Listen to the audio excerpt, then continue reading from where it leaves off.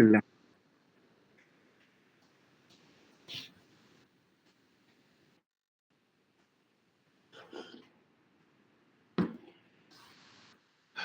بسم الله الرحمن الرحيم. اللهم صل على محمد وآل محمد الأئمة والمهديين وسلم تسليما. اللهم صل على محمد وآل محمد الأئمة والمهديين وسلم تسليما. اللهم صل على محمد وآل محمد الأئمة والمهديين وسلم تسليما. صلى الله عليك يا مولاي يا رسول الله. صلى الله عليك وعلى آل بيتك الطيبين الطاهرين. صلى الله عليك وعلى ابن عمك شهيد المحراب علي بن أبي طالب عليه السلام، وعلى بضعتك الطاهرة فاطمة الزهراء المظلومة المغصوبة، وعلى ولدك السبط الحسن المجتبى المقطع الأحشاء، ورابع أصحاب الكساء، وعلى ولدك الحسين شهيد كربلاء ومسلوب العمامة والرداء. طبتم سادتي وطابت الأرض التي فيها دفنتم، وفزتم فوزا وفزتم هنيئا لكم. يا ليتنا نفوز بأهل ثاركم فيكون فوزا عظيما. Ya Allah. Brothers and sisters, so as we near the 10th of Muharram, we have talked about some of the sad, extremely sad events of martyrdoms of Abu al-Fadl Abbas, Muslim bin Aqil, some of the others like Yazid, Al-Hurr ibn al-Yazid al-Riyahi, and some of the others who stood by Imam Hussein alayhi salatu wasalam. We also looked at even al-Baneen, and we also looked at a little bit about Sayyidah Zainab salamullahi alayha in one of the previous sessions, Majlis. And we haven't really discussed much about Abu Abdullah alayhi salam, Imam Hussein's martyrdom, because of course that happened on before Dhuhr on the 10th of Muharram. But it's important to understand, if we don't use this time to understand what happened with Sayyidah Zainab, with Imam Sajjad, then we don't want to have a situation where we don't understand their sacrifices and their endurance. Ya Allah.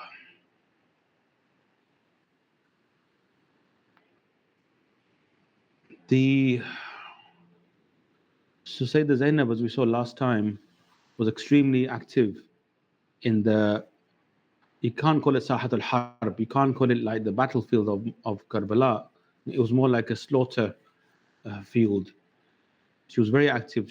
Of course, she was trying to stop the enemy from attacking Imam Hussein. You will see in one of the future majalis what she tried to do. She knew the enemies, the generals of the army. She was trying to reason with them to stop them, even whilst they were killing Imam Hussein alayhi salam. And she was watching who was alive, who wasn't alive, and she was there to protect the women, to safeguard them as best as she could.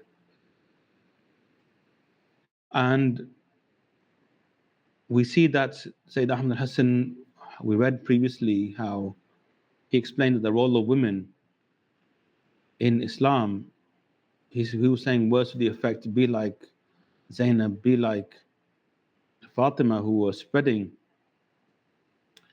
the religion of God. So he was saying, I cannot stop the sisters, the Ansariyat, from being like Zainab, being like Fatima. And said the Fatima Salaam alayha is one of the first, or she is the first martyr of the will of the Prophet Muhammad. She protected the will, it was in her home. And she protected Imam Ali alayhi salatu wasalam.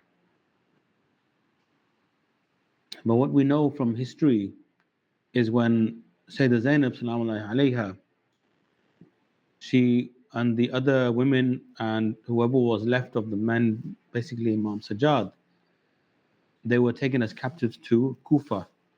It wasn't going to end in Kufa. They were paraded through the peninsula, through Iraqi towns, up to all the way to Syria. And in those days, as you know, they didn't have motor cars, they didn't have roads, they had caravans, camels, carts. And so they were treated very badly. In fact, it's narrated that Imam Sajjad Salamullahi alayhi,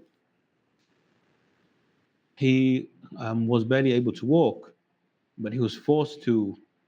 It was, first of all, they put, like they would have this, like they would do with the slaves in very, very brutal slaves, like in the USA, they would have these like spikes around the neck, collars of spikes. So he was put in, I think they call it mughallat. They put this collar around his neck so that he couldn't. And when you have that, you obviously can't look down because then the spikes dig into your chest. So it forces you to be like this all the time. And they tied his hands like this. And they had him in chains as well. It's narrated that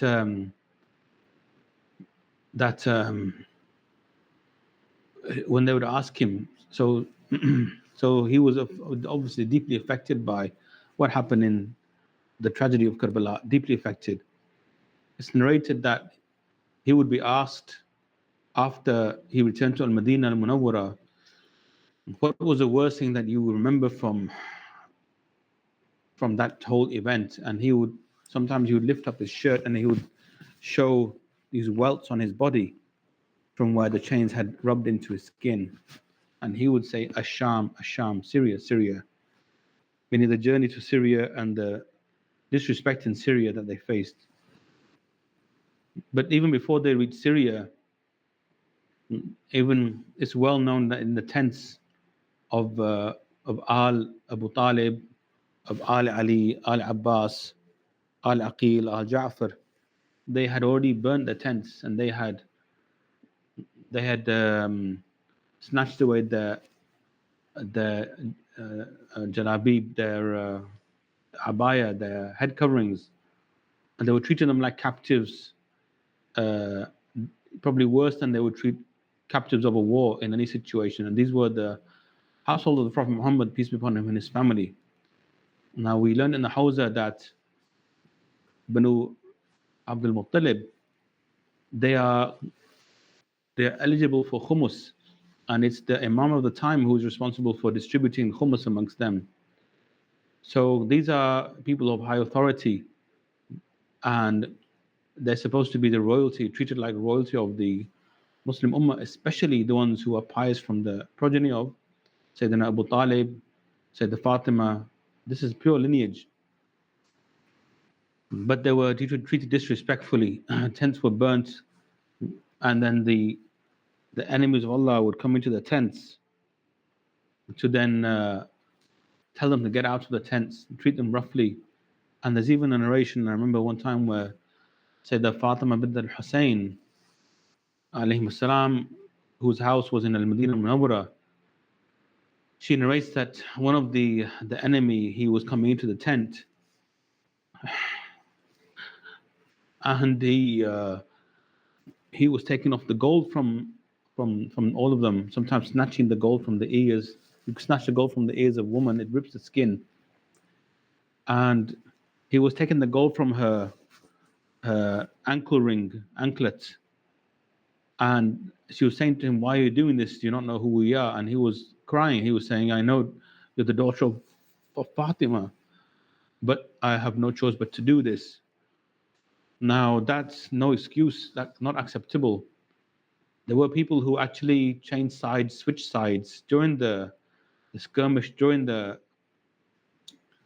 face-off between goodness and evil.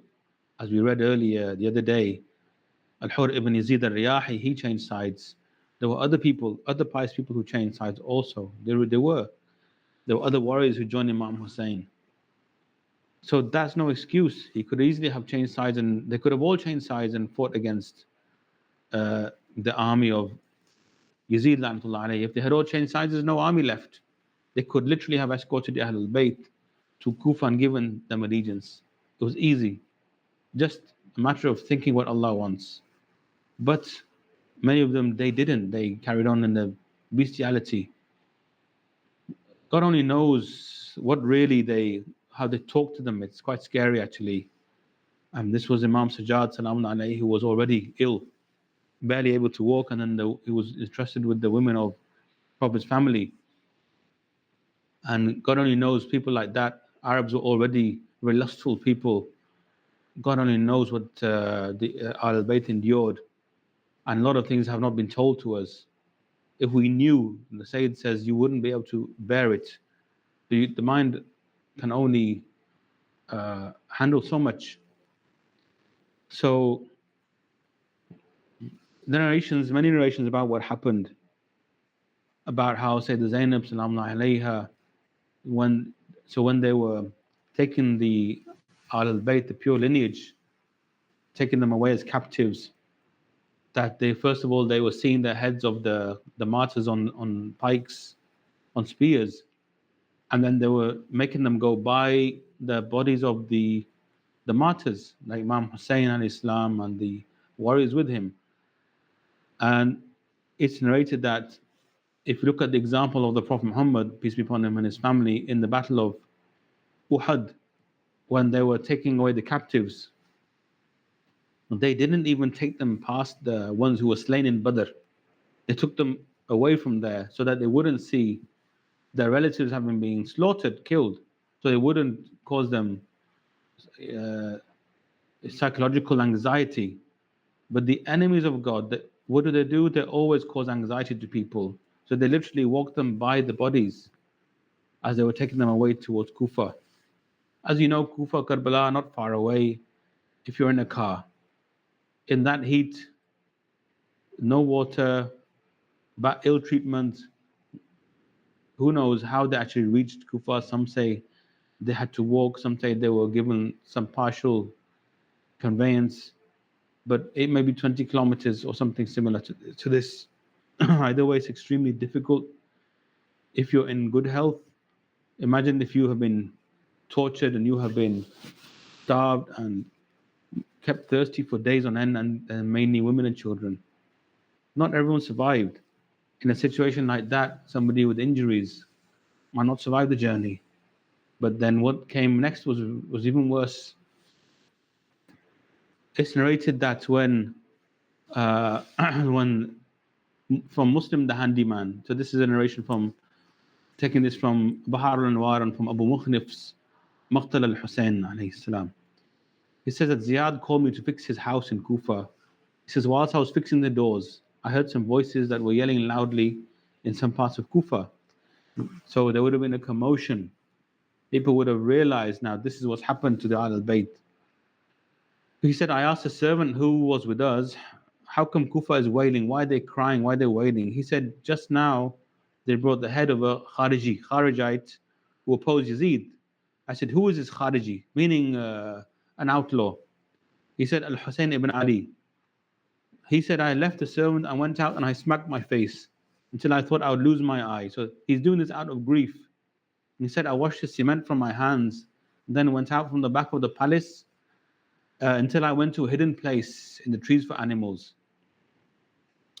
He says, whilst I was standing there with people awaiting the arrival of prisoners and the heads, then there came 40 units carried on 40 camels, the women and children of Fatima alayhi salam.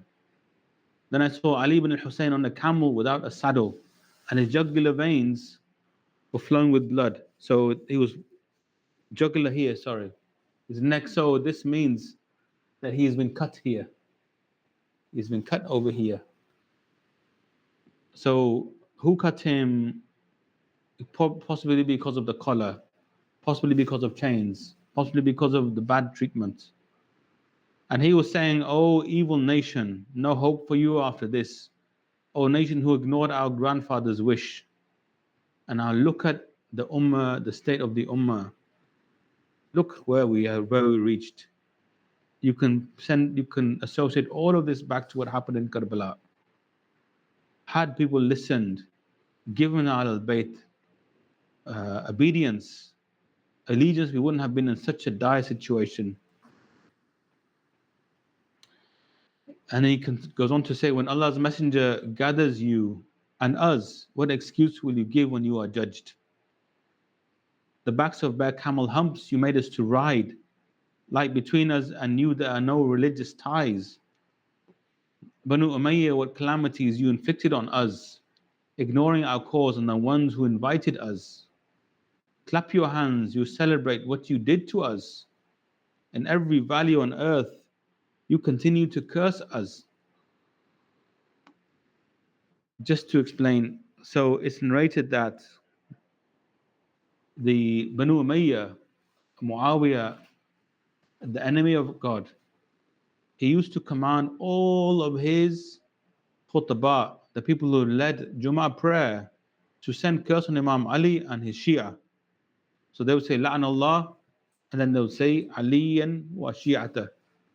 For 80 years, he had them do this for 80 years, and they did it. They did it knowingly that Imam Ali was superior to everyone and he was the Khalifa of Allah on the earth.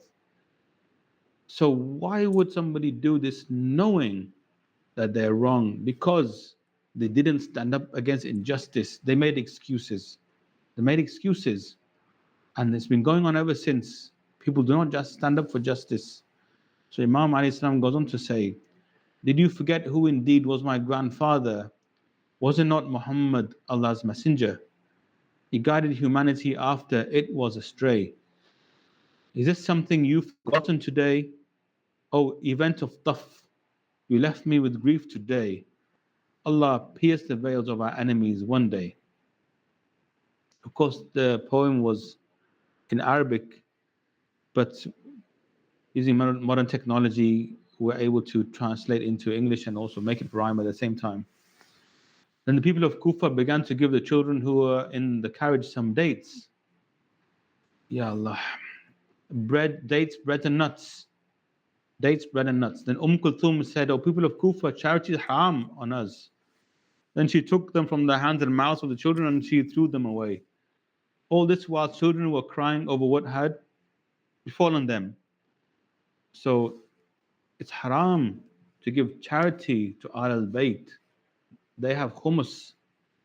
And all Muslims knew this. All Sunnis, Shias narrated this. Yet, enemies of Allah, the cursed ones of Banu Umayyah and other clans, they were happy to imprison the royalty. They didn't have shame enough to stand up for the Al-Bayt. Then it says that Kulthum lifted her head and said to them, O people of Kufa, be quiet. Your men kill us and your women cry over us. Allah is the judge between us and you on the day of judgment. So here, it's not enough for a man to be evil and the wife not to challenge him. It's not enough for the woman to say, oh, I have no say in the matter, I can't do anything. Look what happened here. Women are crying over what happened to Al-Bayt. And it's the men who killed all of the shuhada, all of the members of Al-Bayt. It's not enough. No one's let off. There's no excuse. While she was talking to them, there was a loud noise and heads were brought forward. In front was the head of Imam Hussein alayhi salam. It was a brilliant head like the moon, closest in resemblance to Allah's messenger. His beard was like black beads from which henna was dripping. Khidab, henna. His face was like a shiny moon that was rising. The spear on which his head was placed was moving it right and left. When Zainab salam alayha saw the head, she was deeply upset and she said, "O moon, which had become fully complete." If you allow me, I just want to read this in Arabic quickly, because it's very poignant.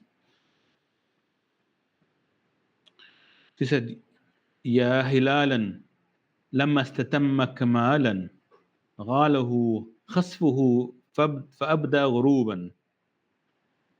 O moon, which had become fully complete, now eclipsed, its brightness no longer on show. So she's referring to Imam Hussein alayhi salam.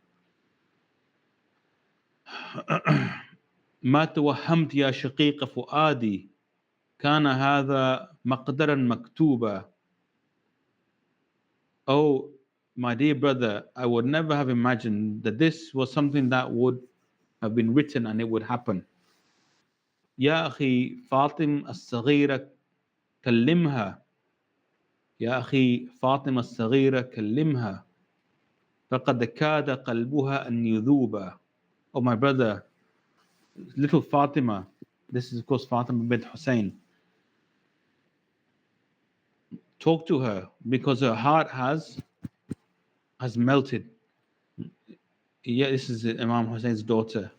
يا أخي قلبك الشفيق علينا ما له قد قسى وصار صليبا. Oh, my brother, your heart was always kind to us. What's the matter that it's become hard and cruel towards us? Or rather, you were treated so cruelly and crucified in this way. يا أخي لو ترى علي لدى الأسر. يا أخي لو ترى علي لدى الأسر مع اليتيم لا يطيق وجوبا. Oh, brother, if you saw Ali with the prisoners, like an orphan, unable to stand on his own. This is of course Imam Sajjad alayhi salam. يا أخي لو ترى علي لدى الأسر مع اليتيم لا يطيق وجوبا. كلما أوجعوه بالضرب نادى كبذل يغيظ دمعا سكوبا.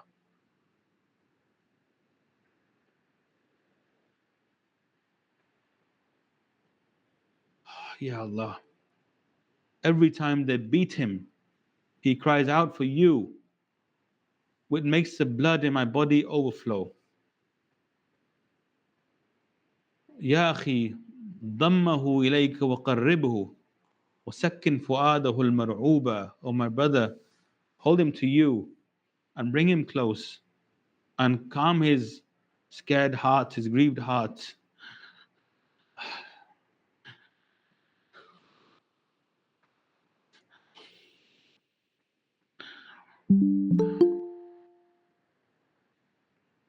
ما أذل اليتيم حين ينادي بأبيه ولا يراه مجيبا. How hard is it for the orphan when he calls his father and he doesn't answer him? This is a poem ascribed to Sayyidah Zainab Salaamullah alayha. يا هلالا لما استتم كمالا غاله خسفه فأبدى غروبا. O moon, which had become fully complete, now eclipsed, its brightness no longer on show. ما توهمت يا شقيق فؤادي كان هذا مقدرا مكتوبا. Ya akhi, my dear brother, who would have ever thought this was how the future would unfold? يا أخي فاطمة الصغيرة كلمها فقد كاد قلبها أن يذوب. Oh, my brother, please talk to little Fatima. It's like a heart would melt away. يا أخي قلبك الشفيق علينا ما له قد قسي وصار صليبا. Oh, my brother, your heart was always tender for us. You were treated so cruelly and crucified in this way. يا أخي لو ترى عليا لدى الأسر مع اليتم لا يطيق وجوبا. Oh my brother, if you saw Ali with the captives, with the prisoners, like an orphan, he's not able to stand on his own. كلما أوجعوه بالضرب نادى فبذل يغيض دمعا سكوبا. Every time they beat him, he cries out your name, Ya Hussein. It makes my blood in my body overflow. يا أخي ضمه إليك وقربه وسكن فؤاده المرعوب. Oh brother, bring him close and hold him and remove from his heart this grief. ما أذل اليتيم حين ينادي بأبيه ولا يراه مجيبا. It's hard for the orphan when he calls his father, that his father doesn't answer his plea. Then it's narrated that Ibn Ziyad, enemy of Allah, sat in his palace and addressing the people. He gave the order for the head of Imam Hussein to be brought and placed in front of him, and brought the women of Al-Hussein and his children in. The Sayyidah Zainab sat and asked about her. And he asked about her. He was told she was Zainab because people had never seen her before, exposed like this. And he approached her and he said, praise be to God who has disgraced you all and shown your lies to be false. He said, only the vile person is disgraced and the sinner is shown to be false. Neither of these things are from us. Ibn Ziyad said, how do you know, how do you think Allah has dealt with your brother and your family members? Zainab said, I didn't see anything but beauty. Allah wrote battle for these people and they went to their resting places. Allah will collect you and them and you will need and you will argue. You'll be needy and you will argue. Then see who is successful that day, O Ibn Marjana. So his name, of course, is Ibn Ziyad Ibn Marjana, who was to that effect. Then Ibn Ziyad got angry and was about to attack her. Then Amr bin Harith said, leave her, she's a woman. Don't accost a woman for what she thinks. So the coward was about to attack Sayyidah Zainab, salamullah alayha. Then Ibn Ziyad said, Allah has cured my heart of your tyrant Al-Hussein and the outlaw transgressors from your family. She said, I swear you killed my brother and you cut off my branch and you uprooted me. If this is the cure you're looking for, then you have been cured. Ibn Ziyad said, she is poetic. Your father was also a poet like you. Who's the father? Imam Ali alayhi salam. She said, Ibn Ziyad, what does a woman have to do with poetry? Then Sheikh Mufid says, he placed the head of Imam Hussein before him, looked at it smiling, and in his hand he had a stick. He started hitting the upper teeth, Athanaya al-Uliya, the upper teeth with the stick. And by his side was Zayd bin Arqam. If you might know Zayd bin Arqam, he was the one who protected the Sahaba in the early days of Islam in Mecca. And he also narrated the hadith of Athaqalain in the Sunni books. So this was a companion of the Prophet Muhammad who was an old man then. So when he saw him hitting the two front teeth of Imam Hussein, he said, lift that stick from those lips. Lift the stick from those lips, because I saw Prophet Muhammad kissing the lips of Imam Hussein when he was a child. So many times I cannot even count how many times he did this. Then he started to cry. The Sahabi started to cry, and Ibn Ziyad said to him, may Allah make you cry. You cry because of Allah's victory. By Allah, if you were not an old man who had lost his mind, I would kill you. Then Zayd got up and went home. So Zayd obviously is living in Kufa. So then Muhammad bin Abi Talib narrates that Zayd wailed loudly, went out saying, the slave became the king of the free man.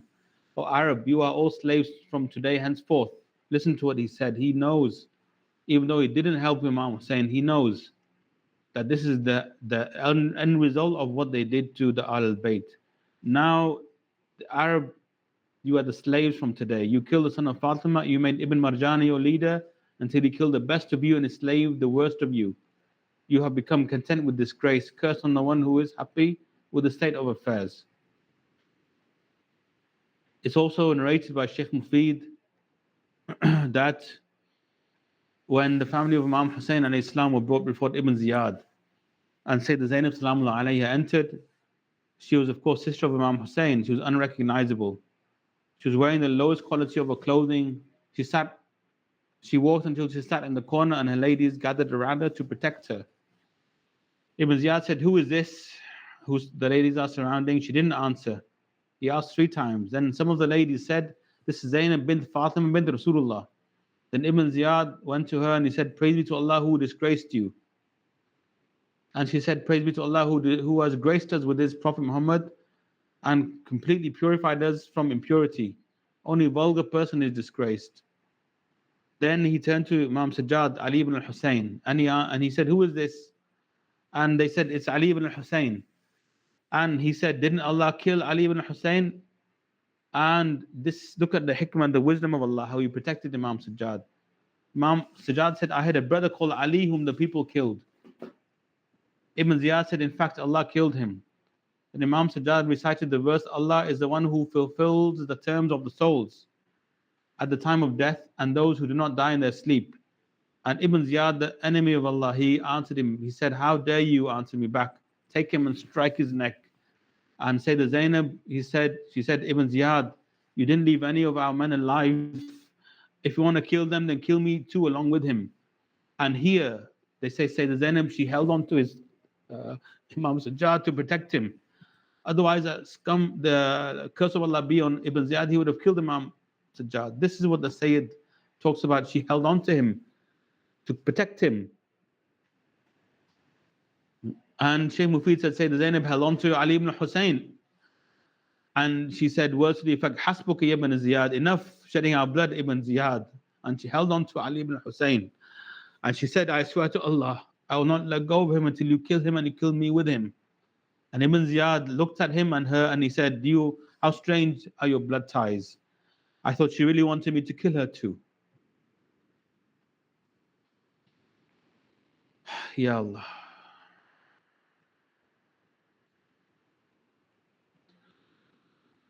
I think, to be honest, this is enough for today. Sadness, extreme sadness of what Al-Bayt alayhi went through.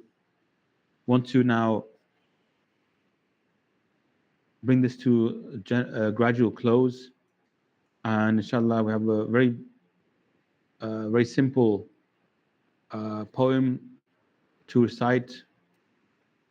And it's written actually in the Urdu language, but there's also English translation. And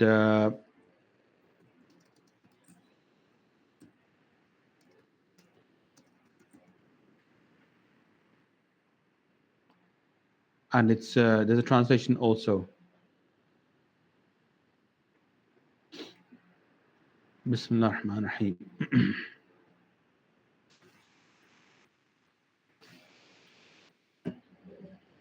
اللهم صل على محمد وعلى محمد الأمة والمهديين وسلم تسليما. اللهم صل على محمد وعلى محمد الأمة والمهديين وسلم تسليما. اللهم صل على محمد وعلى محمد الأمة والمهديين وسلم تسليما. Karbala रुला देता है, हुसैन की शहादत रुला देती है, Yazid का दीन तो मुनाफकत है. That means Karb and Bala makes us cry, Hussein's martyrdom makes us cry, Yazid's religion is hypocrisy, नूरानी चेहरे नबी की औलाद, अल्लाह को प्यारे नबी की औलाद, जामे शहादत उनके दुश्मन बर्बाद. Enlightened faces, the progeny of the Prophet, God's beloved, the progeny of the Prophet. They drank martyrdom, their enemies are destroyed. Kafa या आइन और साद इतरत का करबला में शहादत पालना ना ही पूछे उस बात की राज काफा या आइन and sad the progeny being martyred in Karbala. Don't ask us the secret of this matter. Ali tu jang mein jana nahi, Sajjad तू जंग में लड़ना नहीं तेरे सिवा कोई और इमाम नहीं Ali, don't take part in the battle. Sajjad, don't go into battle to fight. There's no other imam after you. माओं बेटियों का ख्याल करना आज मेरा सर कट जाएगा मेरा और पूरे कबीले का look after the mothers and the daughters today my head will be severed mine and the whole of our clan नबी पाक की वसीयत अपने पास रखना बेटे जंग में तू लड़ने मत जाना आले मोहम्मद का तूने घर बसाना इस उम्मत के लोगों को इल्म सिखाना keep the will of the prophet near to you son don't go into battle to fight you need to look after the house of the prophet and teach the people of this ummah knowledge Abbas तू हमारा लाडला था सिबतहिन का तू लाडला था प्यासों को पिलाने वाला था Abbas, you were the beloved of us, the beloved of Imam Hassan and Hussein. You used to give water to the thirsty ones. Zainab का वो कफील था बहनों बेटियों का सहारा था हुसैन गरीब का आसरा he was the guardian of Zainab he was a support of the sisters and daughters he was a refuge for Hussein the stranger अब आलम कौन उठाएगा आलमदार तो शहीद हुआ आखिरी सांस तक पकड़ा रखा who now will carry our banner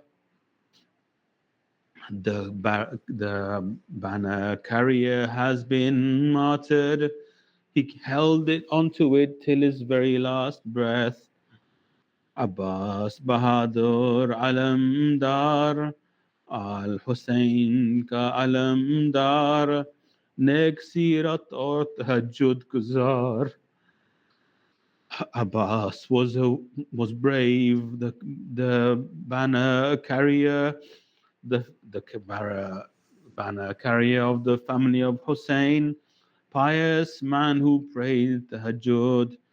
बदी का बदला जुल्म से नहीं ये हरकत हमारे लायक ही नहीं बदी का बदला जुल्म से नहीं ये हरकत हमारे लायक ही नहीं We never repay cruelty with badness. This is much below our qualities. Mahdi का दौर अभी आया है अहमद अल हसन का दौर आया है अदल व इंसाफ फैलाना है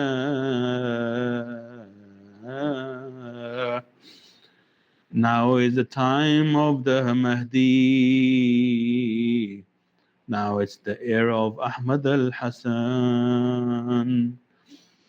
Justice and equity we will spread. Ya Hussein, Ya Abbas, Ya Sajjad, يا زينب يا فاطمة يا خديجة ومحمدا وعليا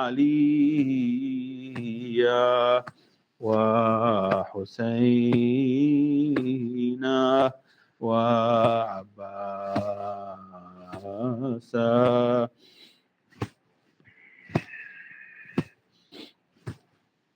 يا محمدا يا علي يا عباسا يا سجادا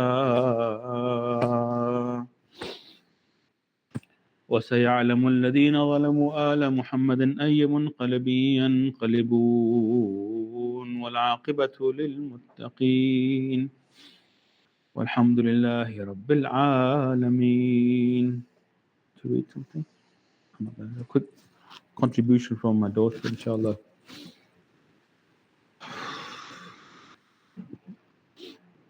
One second. Bismillah ar-Rahman ar-Rahim.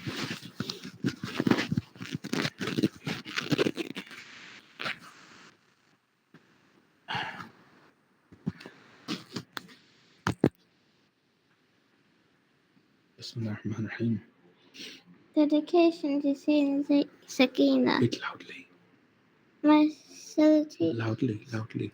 Salutations to the little princess of Imam Hussein. My salam on you, a granddaughter of Amir al-Mu'mineen. My salam on you, a granddaughter of Sayyidina Fatima the Radiant. My salam on you, a daughter of Hussein, Mazlum in Karbala. My salam on you, a niece of Abbas. My salam on you, a niece of Sayyidina Zainab. My salam on you, a sister of Ali. My salam on you, a noble one from noble lineage. My salam on you, who is buried far from home. My salam on you, who never made it out of that desolate dungeon. My salam on you, O Hashemite princess. My salam on you, O Sayyidina Sakina bint al-Hussein. اللهم صل على محمد وعلى محمد الأمة والمهديين وسلم تسليما. You want to do read anything? Anybody has anything to read? Inshallah, you're more than welcome.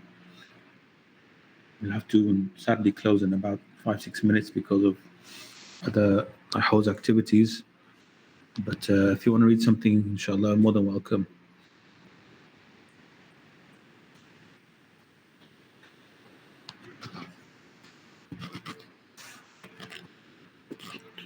Assalamualaikum warahmatullahi wabarakatuh. Assalamu warahmatullahi wabarakatuh. I'll read Latmia in English. Yeah, sure. Bismillah. Bismillah.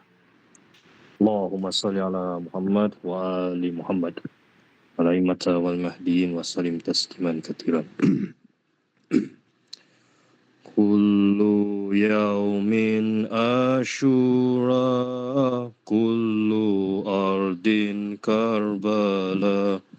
Every day is Ashura, every land is Karbala. This is the call of the Shia. This is when they give their bayah.